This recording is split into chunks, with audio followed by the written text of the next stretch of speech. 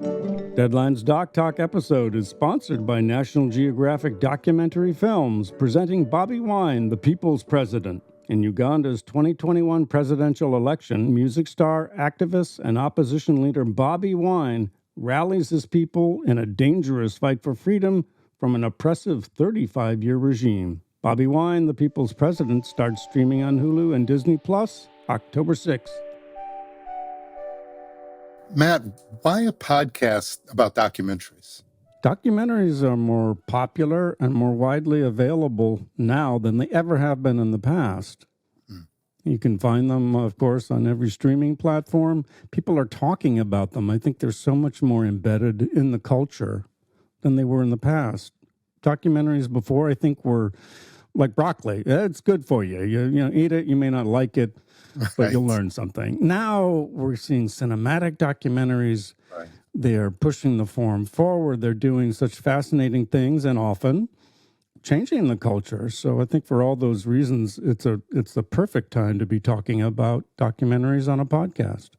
It's like the Velveeta cheese has arrived to our broccoli. Well, that would certainly be tastier. I would agree with you on that. But yeah, I think before, documentaries were sort of like textbooks with a few visuals. And, they were meant to explain the world to you. And there are some that still do that. And we often, almost always learn something from documentaries. But I think now they are really part of cinema. Right. They are doing things in creative, interesting, engaging ways. And they are forms of entertainment. Yeah, I think for me, and I agree with you, we've arrived, unfortunately, to a place where I don't want to say facts don't matter, but people are so ready to deny facts. And what I appreciate about documentaries now is not only are they dispensing fact, but they do it in a way that is so highly emotive. And it's very hard to deny emotions. And when you put emotions in front of people, when these documentary storytellers are literally going out there and walking in the shoes of individuals and presenting in a way that I say, it hits you in three places, in the head, in the heart, and in the gut, it becomes very undeniable. And I think, to your point, there was never a bad time to talk about documentaries, but I don't know that there has ever been a better time to talk about these necessary stories, but also talk with these filmmakers who bring a sense of style and bring such a personal perspective and a personal way of dispensing these stories. And over the last few years, as I've really immersed myself in documentaries, while I've, again, appreciated the facts, I've just been so impressed by true filmmakers. And in my opinion, honestly, as someone who's worked around film, when I see places where there's sometimes disregard for filmmaking in the narrative, I appreciate so many documentary storytellers who are self-starters, who have no regard for the system. They're going to not only dig those stories out of the ground, they're going to chase a style and aesthetic irrespective of what anyone else thinks or believes. I love documentaries. Now's the time to talk about them. And I think you make a great point about this critical moment we're in as a culture where facts often are being dismissed or somehow irrelevant. And I think the nonfiction form has always been tied to a factual presentation of reality at some level.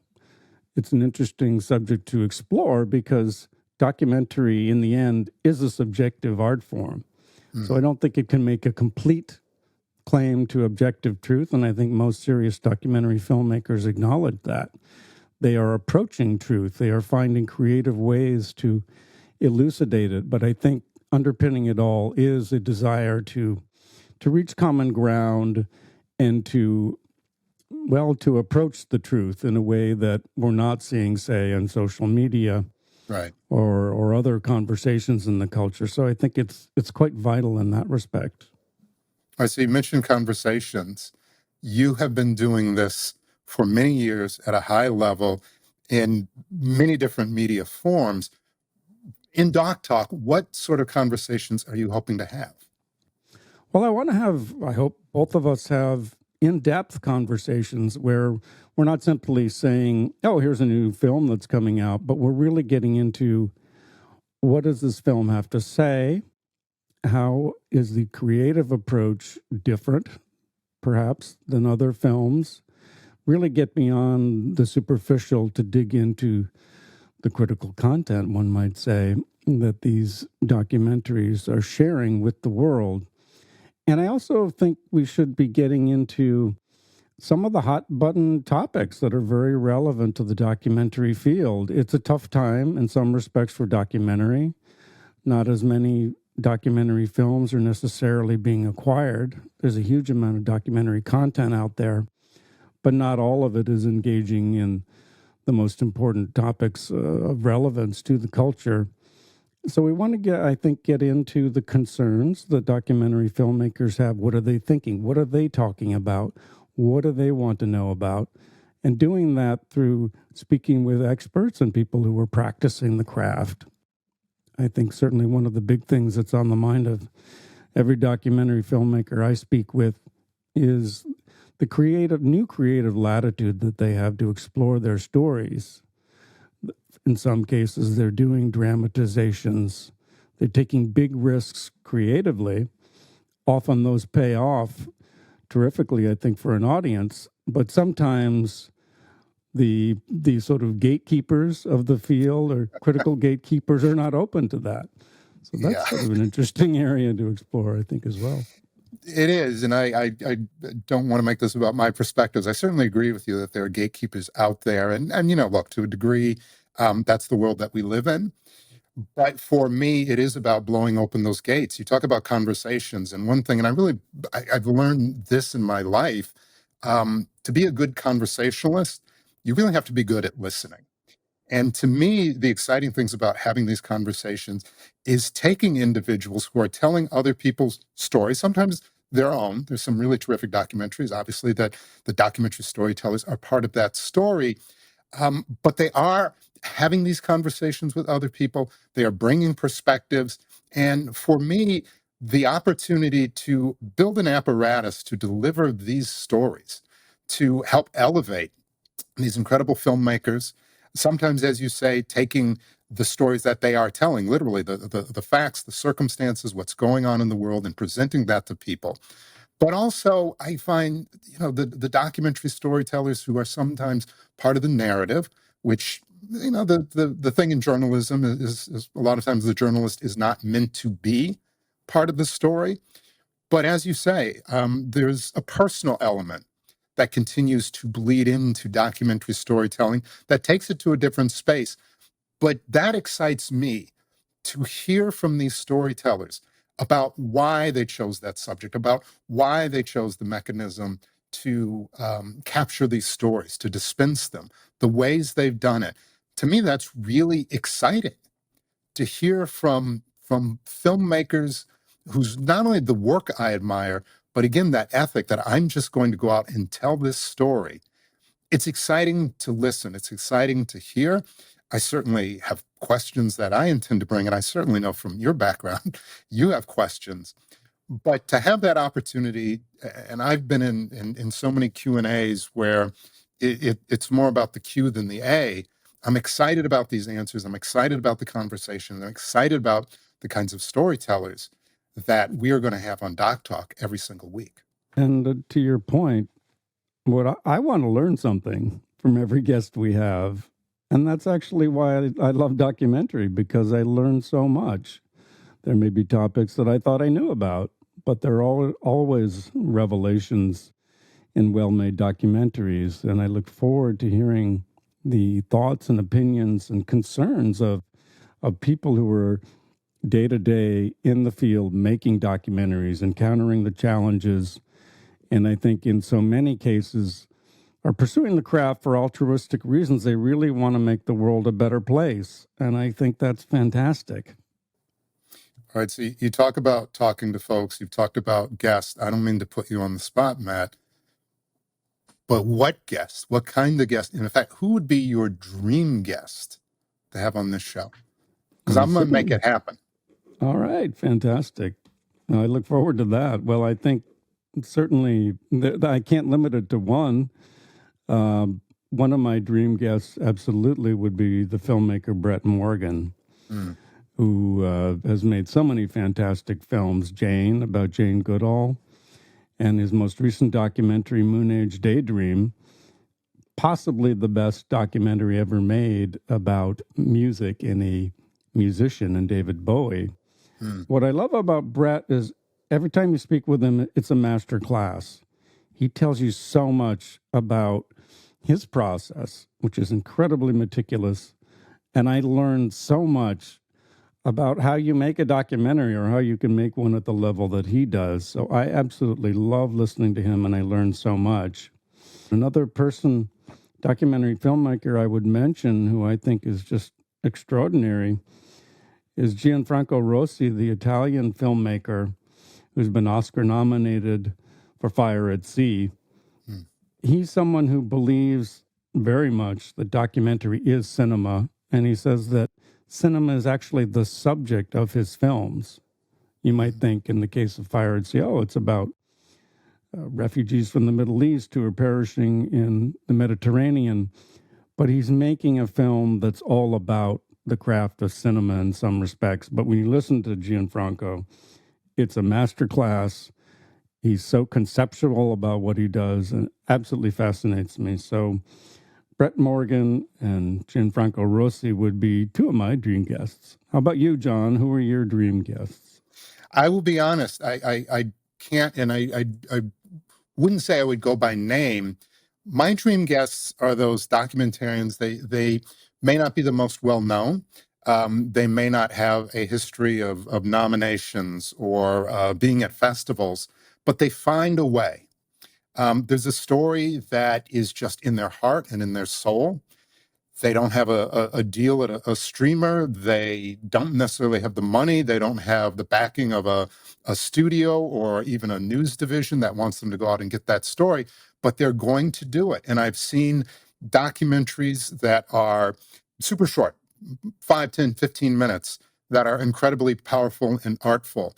Same with 20-minute documentaries, same with 90-minute documentaries of individuals who've just said, there is a story here, and I'm going to find a way to bring this story to life. And to me, somebody said to me once years ago, and it seems very fundamental, but the fundamental things are sometimes the most powerful when they're articulated. You don't need Hollywood's permission to do the things that you want to do. And there are so many folks, and I don't say this to indict the community, who are, waiting for that deal, waiting for that check, waiting for that permission to go out and whether it's a narrative film, whether it's fiction, nonfiction, what have you. Well, sure, I will go do this as soon as so and so gives me a check. Those individuals, and again, you've named some amazing filmmakers, and I'm sure they would go out and tell those stories no matter what. But it's that individual of any age, young, old, any background, who just has a story to tell. And against all odds, they tell the story. Those are the people who excite me the most. As we've talked about, I feel like I'm benefiting from those conversations. I'm learning. And for me, as someone who works even just notionally around the craft, if I'm not learning, if I'm not discovering, if I'm not in awe, every single day, then what am I doing here? Why are any of us here if we're not on this continual journey of discovery? So when I'm talking to folks, I'm really in awe of them. If I'm saying, with this time and space, hey, here's a filmmaker that we should have on, I hope that it's not just the individual who was nominated. It's not just the person who got, the 3 to 5 minute round of applause at Venice. Nothing wrong with any of that. Nothing wrong with any of that. But I would so much rather have a conversation with the individual who's just driven by that passion, by that spirit of getting it done. It maybe reminds me a little bit of me when I was younger. But those are the things that we feed off of. Those are the things that we draft off of. And those are the things, I think, between the two of us that are going to help have conversations on a weekly basis that are insightful, that are energetic, and that really are praiseful of the most critical of content. And that, I think we both agree on, is documentary storytelling. Absolutely. And I'm looking forward every week simply to hearing what's on your mind because you're a person of strong convictions and opinions, but you're paying attention to what is going on in the culture in a way that I think is very important. So I want to hear what is on your mind because it's very interesting, and I think an audience really will enjoy hearing it. Well, thank you. That's going to be the big experiment to see if between the two of us, I certainly know with your background in journalism, having been doing this for literally decades, your ability to get to the heart of a story, to excavate it in your own regard, your knowledge, your love of documentary storytelling, I have no doubt that you're going to be able to get to the heart of the story and be able to speak to storytellers in a way that I think I've been on the other end, as I've talked about, been in Q&As where, look, not every interviewer has the time, has the capacity to really do a deep dive into the subject matter, into the individual, into what's being presented. I understand that.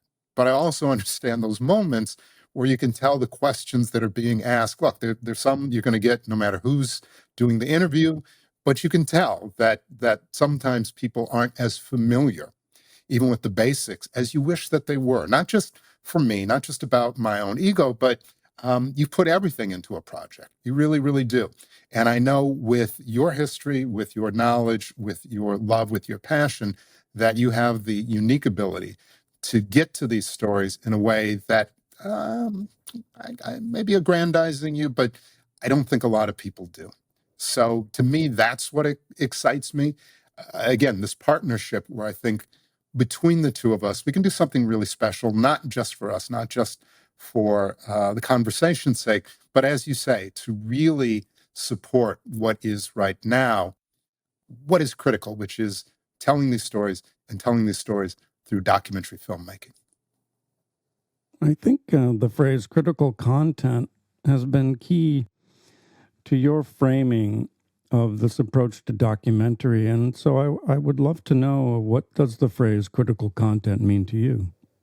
I don't want to say that other content where it's narrative fiction is not critical. And there's certainly a place in this world for just entertainment for the sake of entertainment. Lord knows we all need a good laugh, a good cry that comes from anywhere. But I do think right now, in a space where you see news divisions that are contracting, when you see journalism that is unfortunately withering on the vine, again, individuals who want to tell stories, whether they are about the most charged issues that are happening, whether it's across America, around the world, whether they're stories that people are not talking about that they should be talking about, whether they're documentaries that just go inside individuals who we thought we knew. We thought we knew their story, but we had no idea what they've been through, what their lives have been like while they have been public facing, maybe the private struggles that they had. All of those to me are critical. And in that nonfiction space, and in those spaces where other people won't go because they don't think it's important, because there's a risk to life and limb that many of us, including myself, I can't imagine myself taking to get those stories.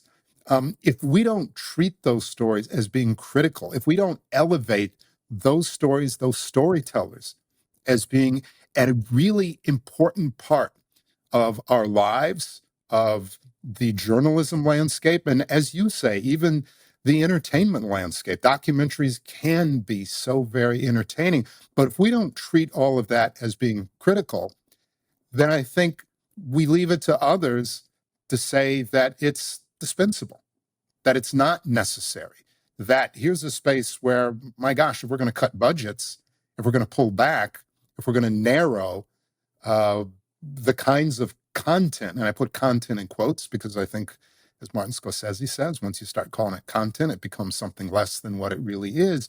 But if you treat it just like that and you're looking at a balance sheet going, well, here's what we can get rid of, then it is going to go away. But if we help people to understand why it is necessary, then I think we help keep it viable, keep it alive, and keep it present. And I think that, if I were going to say for me right now, where I am in life, that's maybe the best thing that I can try to do on a weekly basis, Well, I love that. professionally speaking. I love that. And I think, of course, you are very well known to people in Hollywood and outside of Hollywood as an Oscar winner for writing the screenplay to 12 Years a Slave. You've had a remarkable career as a director, as a writer, and often creating things in the narrative space. But you're also a documentary filmmaker. You made an extraordinary film, which is Let It Fall, Los Angeles, 1982 to 1992, which won many awards, deservedly so. So you know Thank you. what it is like to make a feature documentary, and also one that is on such a complex but vital topic, in this case, of the LA uprising. Well, I appreciate, I appreciate just the shout out. I feel like I did a documentary, and so I don't know if that allows me to really be in the club. I could not be more I think it proud of does. that. You are in the club.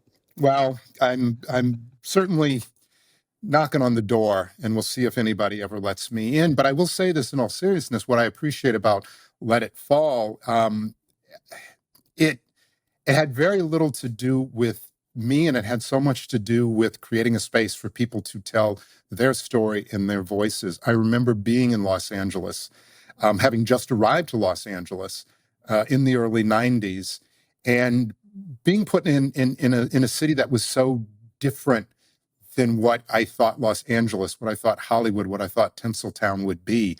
I had come from New York. I had actually grown up in a small town in the Midwest, and I think by demographics didn't really have to deal with race and issues of race because when you're that much of a sliver of the prevailing culture, you don't have to deal with certain things. You should, but you don't have to. Went to New York. This was during the time of Bernie Getz and Howard Beach, and really thought, okay, well now my God, I'm in New York and the race issues, but I thought this was such a cosmopolitan city. Left there, came to Los Angeles, and you believe that this is going to be a city that it's all the glitz and the glamour and all those kinds of things. And you realize that no, that's superficial. And underneath, there are all these pressure points and all these fissures. But I saw them as a young Black man in that time period. And then 25 years later, to be able to see the totality of Los Angeles, of the issues, through many lenses of demographics and what happened in that uprising. Yes, it affected Black people most and brown people, but it affected all kinds of people. And the thing that I think that I'm most proud of, not just for me, but the partners that we had on Let It Fall, who told this story, was just providing a space where people felt safe to tell their stories and share some stories that were just painful, uh, just tragic. But at the same time, there was a commonality. These folks shared something and understood things that even today, when we see these issues of race, when we see these issues of community and policing, that sometimes I feel like we're not even closer to solving. Doing it once, whether I'm knocking on the door, whether I get to be in the club or not, it gave me such an appreciation of what it takes to tell these stories and a personal satisfaction. And I'm proud of many of the things. And Matt, you were very kind to talk about some of the things that I've done. I don't know in the filmic space if there's anything I'm more proud of, but anything, and I mean this sincerely, not as humble brag, where I feel like I'm less of that story, and that's good and that's okay. But the story that was told that was more necessary, more needed, and even post the assassination of George Floyd, to be able to sit with my children and to watch that documentary. When I will be straight with you, I don't sit and watch the things that I've done. The past is the past. There's no upside to watching or reading or viewing any of the things that I've done in the past. But to sit with your own children and say, this is necessary, this is important, not because your dad did it, but because of the people who chose to share their time, share their story, share their emotions every step of the way. And if we can't learn from them, if we can't learn from the people who've been through this, then we're not going to learn. And I don't mean to get preachy and all that kind of stuff, but it almost broke my heart, as proud as I am and thankful as I am that ABC re-aired that documentary. It almost broke my heart that they felt that it was necessary to re-air that documentary post George Floyd. Again, could not be more proud of it. I hope ABC never feels compelled that they have to air that documentary again. As opposed to maybe one day, hey, it's a nice piece of work. We got a hole in our schedule. Why not air it? But not compelled to air it because of what's going on outside in the world. Yes, and I think the subtitle to your film, Los Angeles 1982 to 92, is so critical, because what you are doing as a filmmaker, as a documentarian there, is you are explaining why did Los Angeles explode. You need to rewind to 1982 and before, even to say the Watts uprising. And this is what a documentarian, a committed documentarian, can do. They can give context so that an audience understands these extraordinary events that occur and to know why they have happened. And so in that film, you really, in a beautiful, cinematic, and powerful way, explored those issues. And that's what excites me about documentary in general, is those filmmakers who are engaged with these critical issues, bringing light, bringing illumination to topics that maybe on the surface are opaque, or perhaps something that is in the past that we forgot about, or maybe never understood to begin with. You did that in your film, and I think that's what's exciting about the doc field, is that we have so many talented filmmakers who are taking on challenging material, executing it with insight, with and dynamic creative choices. I love that about the field. Yeah, you're very kind about the film, and I will say, all of us are only as good as our partners. I couldn't have done that without so many artisans who worked on that film and made it possible. I will also say I'm only as good as my partners, and that's why I'm so thankful to be partnered with you, Matt, and with Deadline. Deadline has carved out a space as being a voice of what's going on in Hollywood, of digging deep, of bringing news, of bringing information, of a journalistic sense to a lot of what we do, which is, and I don't want to say what we do is frivolous, but some of what we do, I think the world could live without. Some of what we do is absolutely necessary. But Deadline treats all of it as being important and being worthy of bringing a journalistic sense to every story that they tell. So to be a part of this ecosystem, to be partners with Deadline, to be a partner with you, I will say, I started a form of the show years ago, and it was just sort of, it was nice, and I don't want to say easy, but without expectation. It makes it easier to do when people expect a little of you. When we thought about bringing this format to a larger audience, I'll be very honest with you. I was quite nervous. I take everything I do very seriously. I take talking to documentary storytellers very seriously. And when it starts to get into a space of journalism, I take that really seriously. So working with an organization that treats journalism seriously, working with a partner in you, Matt, who is a journalist, that makes me feel very comfortable that each and every week on Doc Talk, we are going to be serious, sober, I think hopefully fun, entertaining, in the sense that what we talk about, I hope, brings some insight to individuals, and that these conversations excite people, educate people, and make people think a little bit. But to do that, knowing that I can do it with someone who cares, someone who's done it for a long time, and has done it at such a very high level. Trust me, as I think you know, in the conversations that we've had leading up to this moment, boy, I feel like this plane can fly, that the gentleman who is, and I'm going to put you in the pilot seat and let me be the co-pilot in this conversation. I know you can fly this plane. So the distance traveled, where we're going to go, how we're going to get there, I feel really, really good about it. I'm excited about it. And I'm really excited to bring Doc Talk to the public. Well, I think we're co-pilots. And an example of that is I was supposed to ask you, what does a partnership between No Studios and Deadline mean? And I dropped the ball and you picked it up. So thank you very much. I skipped over my line. Well, again, look, one of the things that I appreciate, whether it's my line or your line, is knowing that you're with somebody who loves it as much as you do. I mean, anything you do, yeah, you can do things solo. I've had many great moments in my life solo, but I think about the ones where I've had the best experiences, where I've seen things that I perhaps would have missed. Again, I really mean it. At this point in my career, every time I walk onto a set, and I feel like the more people speak my name, the more I realize they speak my name because of the people that I work with, whether it's the DP, the production designer, the line producer, certainly all the editors and the folks in post who I work with. Post is my favorite part of filmmaking. Those are the folks who are often unsung, but they are so critical to the things that I do that other people go, oh, John, tell us about this and that you're working on. Well, maybe you should be talking to this person and that person, because they may have been more critical to what I'm doing than my own participation in it. So I mean it sincerely, Matt. When we started talking about bringing this to Deadline, bringing what was critical content to Deadline as Doc Talk, and I got to know you.